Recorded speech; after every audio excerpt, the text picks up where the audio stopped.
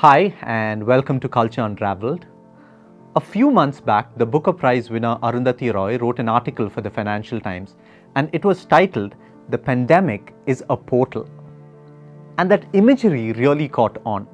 To imagine the pandemic as a portal that can lead us to another world. One can think of the wardrobe in Chronicles of Narnia, which leads the children. It's a gateway that leads the children from one world into Narnia. And the point that Arundhati Roy makes is that collective suffering radically changes us. It pushes us to rethink our previous paradigms and imagine our world anew. And this is what she writes. Whatever it is, coronavirus has made the mighty kneel and brought the world to a halt like nothing else could. Our minds still racing back and forth, longing for a return to normality, trying to stitch our future to our past and refusing to acknowledge the rupture. But the rupture exists. And in the midst of this terrible despair, it offers us a chance to rethink our doomsday machine that we have built for ourselves.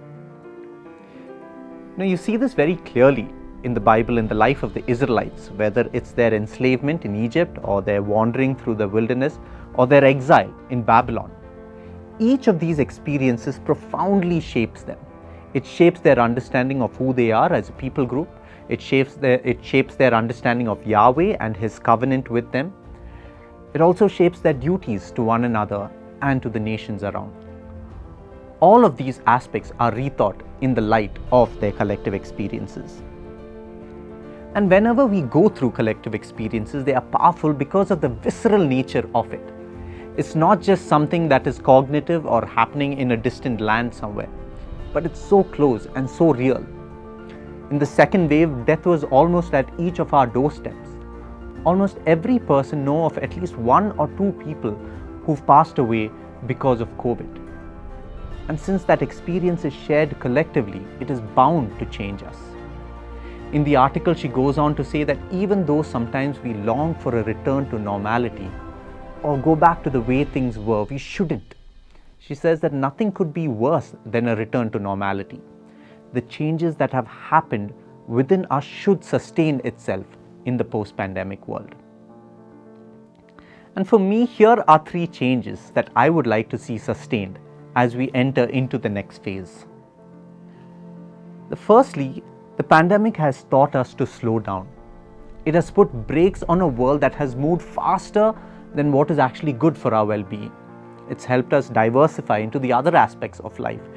People have picked up skills in arts, music, baking, home gardening, and all these need to travel with us into the new world. Secondly, as a Christian, it's hard for me not to notice the way in which churches have gone beyond their walls to help those around, whether it's through food distribution or financial aid or volunteering or coming together in prayer.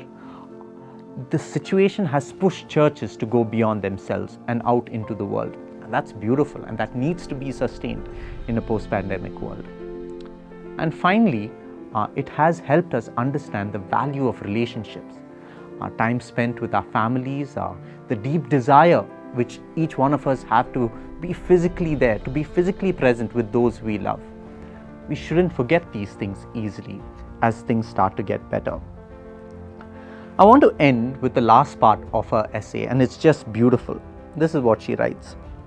Historically, pandemics have forced human beings to break with the past and imagine their world anew. This one is no different. It is a portal, a gateway between one world and the next. We can choose to walk through it, dragging the carcasses of our prejudices and our hatred, our avarice, our data banks, our dead bodies, our dead rivers and smoky skies behind us. Or we can walk through it lightly, with little baggage, ready to imagine another world and ready to fight for it.